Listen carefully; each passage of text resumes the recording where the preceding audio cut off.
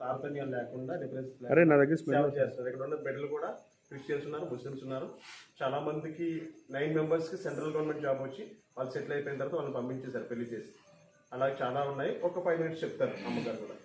అమ్మ చెప్పండి. నమస్తే అండి, నా పేరు జ్యోతి. మాది మనోధైర్య సంస్థ.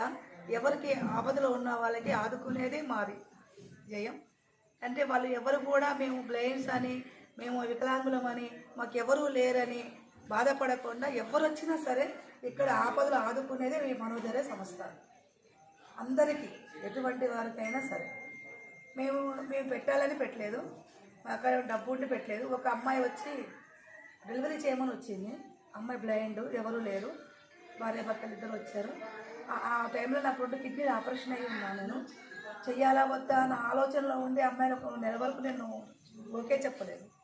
తర్వాత నాకే అనిపించింది, ఇంత పెద్ద ప్రపంచం ఉండగా నా దగ్గరకు వచ్చి డెలివరీ చేయమని అడుగుతుందంటే నాకేదో రాశాడు భగవంతుడు, వీళ్ళకి చేసేది నాకు రుణముండి ఉంటుంది అన్న ఆలోచనతో నేను సరే డెలివరీ చేసి పంపించేద్దామన్న ఉద్దేశంతో నేను తీసుకొచ్చాను. ఆ అమ్మాయి వెనకాల మళ్ళీ ఒక 5గురు వచ్చారు. అన్న నాకు పెట్టు, అన్న నాకు పెట్టు అంటూ ఒక 20 మంది అయిపోయి 25 మంది నెంబర్లు అయిపోయారు. అందులో సెంట్రల్ గవర్నమెంట్ జాబులు 8 మందికి వచ్చింది, స్టేటు సెంట్రల్ మొత్తం కలిపి. అంటే మనం డెలివరీ చేయడానికి పెట్టలేదు, ఇది ఆపదలో ఉన్నాం ఆదుకుందాం అంటే. ఇది కాదు మనం చేసే మోటు, ఎవరికైనా చేస్తే వాళ్ళకి లైఫ్ ఇవ్వాలి మనం అన్న ఉద్దేశంతో ఇప్పుడు జాబు ఫోకస్ పెట్టాను.